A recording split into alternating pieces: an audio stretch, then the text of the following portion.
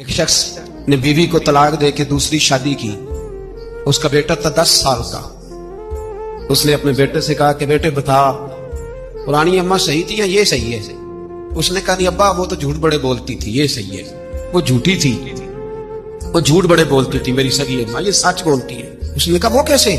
کہنے لگا اس لیے کہ میں کوئی شرارت کرتا تھا تو میری سگی اماں مجھے تھپڑ مارتی تھی اور کہتی تھی تجھے روٹی نہیں دینی، جا دوڑ جا گھر سے.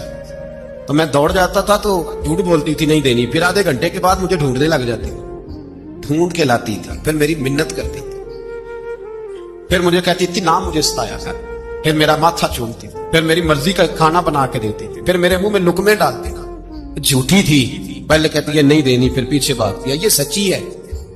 میں شرارت کرتا ہوں تو تھپڑ مار کے نکالتی ہے، پھر میں منتیں کرتا ہوں پر روٹی نہیں دیتی، پیر پکڑتا ہوں نہیں دیتی، سچ بولتی ہے، اپنی بات پہ ڈٹ جاتی. او بھائی بچے اس کی ماں ہی پال سکتی ہے.